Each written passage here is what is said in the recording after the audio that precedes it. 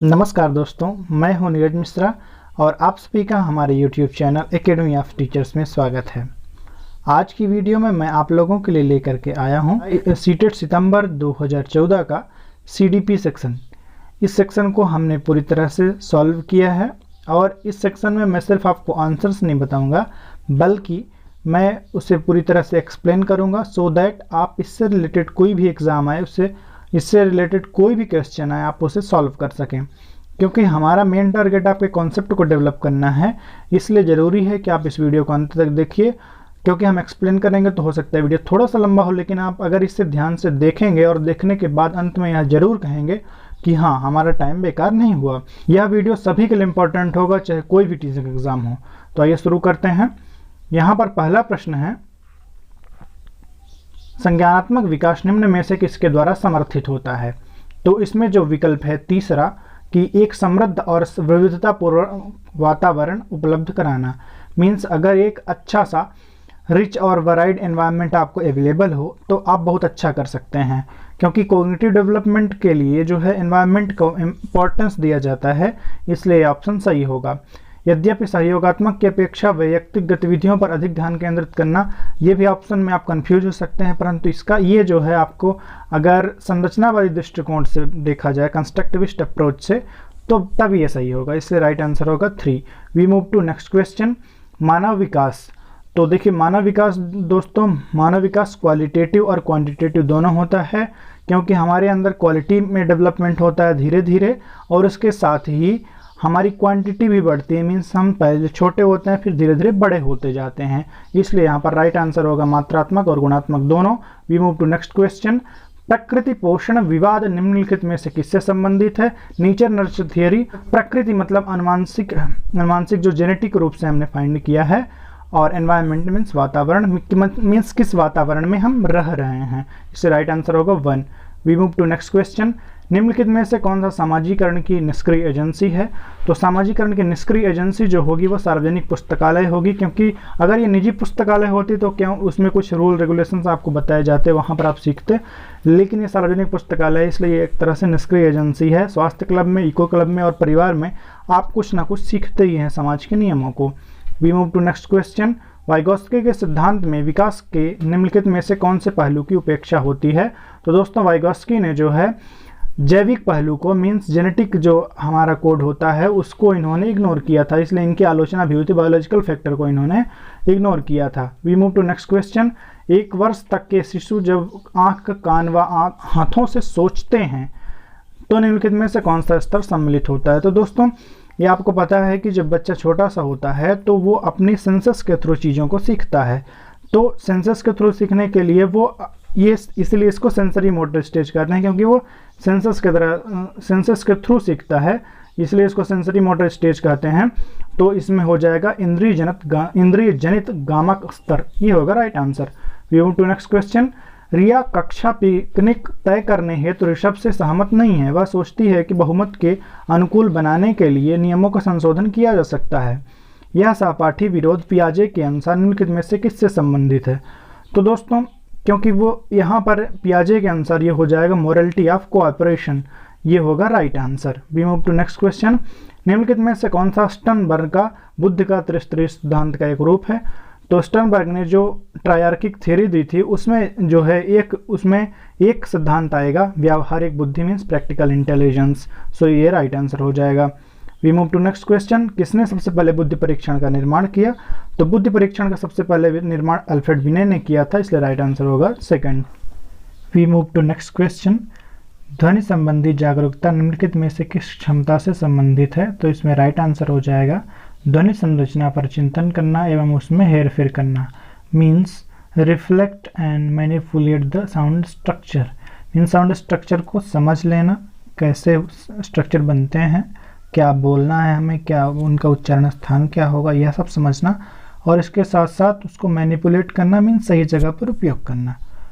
We move to next question, कक्ष में gender अथवा लिंग विभेद। तो कक्ष में जो जेंडर विभेद होता है वो शिक्षार्थियों के ह्रासोन्मुख प्रयासों तथा निष्पादन का कारण बन सकता है। मीन्स जब आप जेंडर डिस्क्रिमिनेशन करेंगे तो वहाँ पर बच्चे को परेशानी हो सकती है, वो अपने आप को डिवाइडेड फील कर सकता है या कर सकती है, और इसीलिए बोला गया ह्रासोन्मुख, मीन्स उनका जो डेवलपमेंट है या प्रोग्रेस है वो लगातार कम होता जाएगा और उनका जो परफॉर्मेंस है वो कम हो जाएगा। तो इसलिए राइट आंसर हो जाएगा 2। We move to next question. निम्नलिखित में से कौन सा सीखने की शैली का एक उदाहरण है? तो दोस्तों सीखने की जो शैली होती है उसमें जो राइट आंसर होगा, क्योंकि सीखना विजुअल भी हो सकता है, ऑडिटरी भी हो सकता है, इसलिए यहाँ पर सिर्फ विजुअल हमें दिया है, इसलिए चाक्षुष हो जाएगा। We move to next question. एक शिक्षक कक्षा के कार्य को एकत्र करता है और उन्हें पढ़ता है और इसके बाद योजना बनाता है और अपने अगले पाठ को शिक्षार्थियों की आवश्यकताओं को पूरा करने के लिए समायोजित करता है। वह क्या कर रहा है या कर रही है? तो दोस्तों असेसमेंट जो होता है वह कई प्रकार का होता है। Assessment for learning, assessment of learning, assessment eight learning, ऐसे करके कई प्रकार के होते हैं। तो यहाँ पर असेसमेंट फॉर लर्निंग किया जा रहा है क्योंकि वो देखिए यहाँ पर एक टर्म दिया हुआ शिक्षार्थियों की आवश्यकताओं को पूरा करने के लिए, मीन्स लर्निंग जो नीड्स हैं उनको फुलफिल करने के लिए वो आकलन कर रहा है, चीज़ों को कलेक्ट कर रहा है, इसलिए यहाँ पर हो जाएगा असेसमेंट फॉर लर्निंग, मीन्स सीखने के लिए आकलन। We move to next question. वे शिक्षक जो विद्यालय आधारित आकलन के अंतर्गत कार्य करते हैं, मीन्स स्कूल बेस्ड असेसमेंट पर करते हैं, अर्थात अपने जो स्कूल में ही जो टेस्ट बनाया गया, असेसमेंट तैयार किया गया, उसके बेसिस पर उन पर बिलीव करते हैं कि हमारा स्कूल का ज़्यादा सही है, तो वो व्यवस्था के लिए स्वामित्व की भावना रखते हैं। मतलब वो नहीं चाहते कि उनके अन्य जो मतलब उनका जो मालिकाना हक है उस पर कोई इंटरफेयर करे। यहाँ पर यही राइट आंसर होगा, अन्य आंसर तो ठीक नहीं है। We move to next question.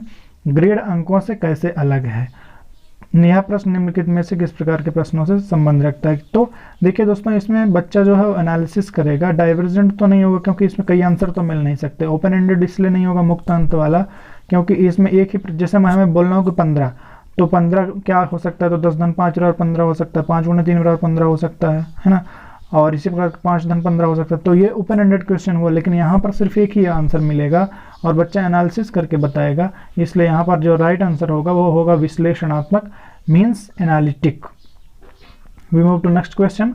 छात्राएं, तो इसमें राइट आंसर हो जाएगा छात्राएं जो होती हैं वो अपनी उम्र के लड़कों की तरह गणित में अच्छी होती हैं, और जो आंसर है वो डिस्क्रिमिनेशन करने के बारे में बता रहे हैं, और अभी अभी आपने पढ़ा है कि जेंडर डिस्क्रिमिनेशन आपको एनी हाउ नहीं करना है, तो इसलिए राइट आंसर हो जाएगा अपनी उम्र के लड़कों की तरह गणित में अच्छी हैं। We move to next question. शब्दों में अक्षरों के क्रम को पढ़ने में कठिनाई का अनुभव करना और अक्सर चाक्षुष स्मृति का हास संबंधित है। तो देखिए यहाँ पर एक मेन जो दिया हुआ है कि पढ़ने में जो कठिनाई होती है वो होती है डिसलेक्सिया, अर्थात पठन संबंधी विकार। अगर डिस्कैलकुलिया को देखें तो यह मैथ से संबंधित है, कैलकुलेशन में आप बच्चा गड़बड़ होगा। डिस्ग्राफिया जो होगा वो लिखने में प्रॉब्लम होगा, तो इस प्रकार से राइट आंसर हो जाएगा dyslexia. We move to next question. सभी के लिए विद्यालयों में सभी की शिक्षा निम्नलिखित में से किसके लिए वाक्य प्रचार हो सकता है? Means education of all in school for all, means her school में हर बच्चे के लिए व्यवस्था। तो देखिए दोस्तों ये होता है इंक्लूसिव एजुकेशन। इंक्लूसिव एजुकेशन ये कहता है कि कोई भी बच्चा हो हम सबको शामिल करेंगे और उसके अकॉर्डिंग हम अपना इंफ्रास्ट्रक्चर और टीचिंग मेथड सबको चेंज करेंगे, तो ये होता है इंक्लूसिव एजुकेशन का concept. We move to next question. प्रवाह, पूर्णता, व्याख्या, मौलिकता और लचीलापन किसके साथ संबंधित हैं? तो देखिए दोस्तों जो फ्लुएंसी, इलेबरेशन, ओरिजिनलिटी एंड फ्लेक्सिबिलिटी, मतलब कि बच्चा बहुत तेज होगा और अच्छे से इलेबरेट कर पाएगा, व्याख्या कर पाएगा किसी चीज़ का, इसके अलावा ओरिजिनलिटी होगी, उसकी थॉट में किसी की नकल नहीं करेगा, और फ्लेक्सिबिलिटी होगी, मीन्स डिफरेंट टाइप के आंसर दे सकेगा। तो इस प्रकार की जो क्वालिटीज़ होती हैं वो एसोसिएटेड होती हैं प्रतिभा से, मीन्स गिफ्टेडनेस से। We move to next question. प्रतिभाशाली शिक्षार्थियों को डैश से जुड़े प्रश्नों पर अधिक समय देने के लिए कहा जाता है। तो देखिए दोस्तों जो गिफ्टेड स्टूडेंट्स होते हैं उनको आप सर्जनात्मक, मीन्स क्रिएटिव जो थॉट्स हैं या क्रिएटिव एक्टिविटीज़ हैं उनमें आप लगाएं, क्योंकि वो जो है स्पेशल चाइल्ड हैं आपके लिए, तो वो आपकी क्लास को डिस्टर्ब कर सकते हैं। तो आप उनको ऐसे प्रश्नों पर लगा दीजिए जहाँ पर वो क्रिएटिव हों। यद्यपि यहाँ पर अंडरस्टैंडिंग बेस्ड भी हो सकता था, लेकिन उससे अच्छा यहाँ पर विकल्प है सर्जन, means creating something, means creativity. We move to next question. गणित में अधिगम निर्योग्यता का आकलन निम्नलिखित में से किस परीक्षण द्वारा सर्वाधिक उचित तरीके से किया जा सकता है? तो लर्निंग डिसेबिलिटी को अगर हमें मैथमेटिक्स में एसेस करना है तो आप उसको निदानात्मक परीक्षण से कर सकते हैं, क्योंकि डायग्नोस्टिक टेस्ट जो होता है ये सभी के लिए बेस्ट होता है। किसी भी टॉपिक में, किसी भी पॉइंट में जहाँ पर भी आपका लर्निंग गैप हो रहा है, अधिगम अंतरण हो रहा है, अधिगम का जो कहीं भी गैप हो रहा है, तो वहाँ पर आपको डायग्नोस्टिक टेस्ट हेल्प करेगा बताने में कि कहाँ पर प्रॉब्लम है। इसलिए राइट आंसर हो जाएगा निदानात्मक परीक्षण, diagnostic test. We move to next question.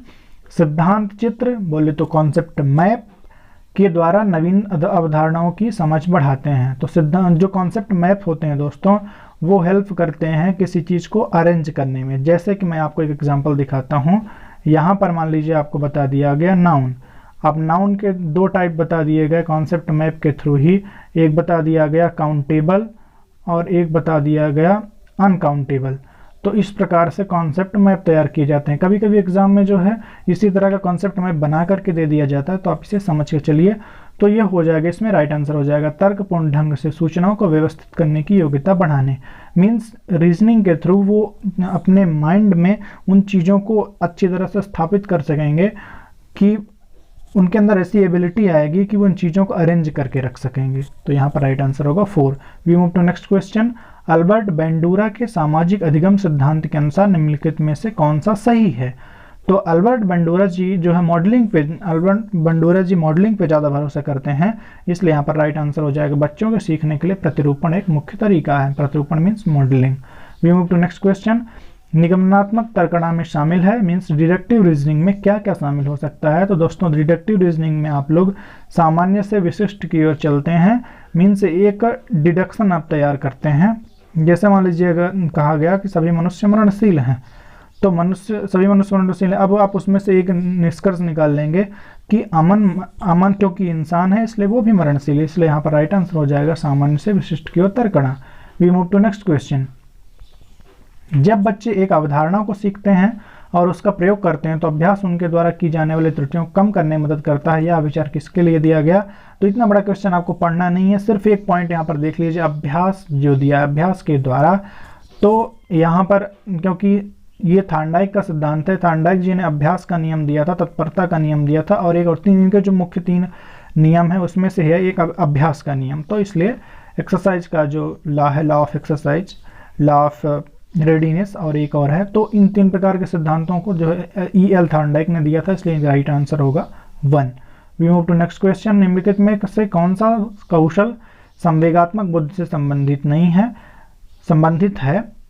तो इसमें जो है इमोशनल इंटेलिजेंस से रिलेटेड होगा यहाँ पर समानुभूति देना, क्योंकि इमोशंस को आप समझ पा रहे हैं किसी चीज़ को। क्योंकि एम्पैथी का मतलब आप समझते हैं, एम्पैथी का मतलब होता है कि आप किसी अन्य की समस्याओं को अपने लेवल पर जाकर के समझ पा रहे हैं। सिंपैथी का मतलब ये है कि आप उसको कुछ हेल्प करना चाह रहे हैं उसकी समस्याओं को समझते हुए। तो यहाँ पर समानुभूति जो है ये आपके इमोशन से संबंधित है, इसलिए इमोशनल इंटेलिजेंस हो जाएगा समानुभूति देना, empathising. We move to next question. एक आंतरिक बल जो प्रोत्साहित करता है और व्यवहारपरक प्रतिक्रिया के लिए बाध्य करता है एवं उस प्रतिक्रिया को विशिष्ट दिशा उपलब्ध कराता है। आंतरिक बल का मतलब इनर फोर्स है, जो कि आपको स्टिमुलेट करेगा कि आप बिहेवियरल रिस्पांस दें और उसको एक स्पेसिफिक डायरेक्शन दें। तो देखिए यहाँ पर जो राइट आंसर हो जाएगा वो आपका होगा मोटिवेशन, क्योंकि एक मोटिव होता है। जैसे अगर आपको सीटेट क्वालिफाई करना है तो आपके अंदर एक ये मोटिव है कि मुझे 135 फाइंड करना है, तो आप उसी के अनुसार तैयारी करेंगे। अगर आपको 125 फाइंड करना है तो आपकी दिशा अलग होगी। तो इस प्रकार से ये आपको प्रोत्साहित करेगा और आपकी तैयारी को एक दिशा देगा। इसलिए राइट आंसर हो जाएगा आपका मोटिव या motivation. We move to next question. निम्नलिखित में से कौन सी शब्दावली प्रायः अभिप्रेरणा के साथ अंतः बदलाव के साथ इस्तेमाल की जाती है? तो देखिए दोस्तों, मोटिव जो होता है वो आपके डिपेंड करता है नीड पे। जैसे कि आपको ज़रूरत क्या है सीटेट क्वालिफाई करने की, आपको 135 पाना है, तो आपकी ये एक नीड हो गई, इसलिए राइट आंसर होगा need. We move to next question. प्रेरणाएं मीन्स मोटिव्स अनुभूतियों के संतुष्टिकरण की अवस्थाओं तक पहुंचने और वैयक्तिक लक्ष्यों को प्राप्त करने की आवश्यकता को संबोधित करती हैं।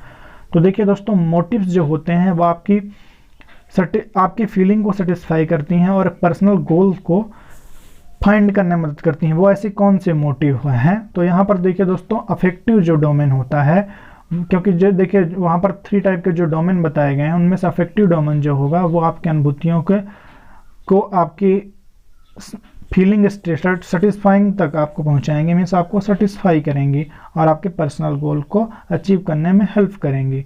इसका राइट आंसर होगा 2। We move to next question and this is last but not least. निम्नलिखित में से कौन सा कारक अधिगम को सकारात्मक रूप से प्रभावित करता है? तो देखिए यहाँ पर राइट आंसर हो जाएगा अर्थपूर्ण संबंध। मीन नॉलेज को एसोसिएट कर रहे हैं एक मीनिंगफुल वे में, तो यहाँ पर अर्थपूर्ण संबंध हो जाएगा। प्रतियोगिता जो होती है अगर सकारात्मक है तो थोड़ा बहुत आपके लिए सकारात्मक प्रकार हो सकता है, माता पिता की ओर से दबाव तो बिल्कुल नकारात्मक ही है, इसलिए राइट आंसर हो जाएगा अर्थपूर्ण संबंध, मीनिंगफुल एसोसिएशन। तो दोस्तों इस तरह से ये CDP के 30 क्वेश्चंस कंप्लीट होते हैं। अगर आपको यह वीडियो पसंद आया हो और अगर हेल्पफुल लगा हो तो लाइक करिए, और अगर आपको लगता है कि इसे दोस्तों के साथ शेयर करना चाहिए तो इसे शेयर करिए ताकि ज़्यादा से ज़्यादा लोग इससे लाभान्वित हो सकें। और अगर अभी तक आपने चैनल को सब्सक्राइब नहीं किया है तो चैनल को सब्सक्राइब कर लीजिए। चैनल को सब्सक्राइब करने के बाद बेल आइकन प्रेस करना मत भूलिएगा दोस्तों, क्योंकि यदि आप बेल आइकन प्रेस नहीं करेंगे तो चैनल आपने सब्सक्राइब भी किया तो आपको नोटिफिकेशन नहीं मिलेगा। तो नोटिफिकेशन प्राप्त करने के लिए बेल आइकन जरूर दबाएं। तो दोस्तों आज के लिए इतना ही, धन्यवाद।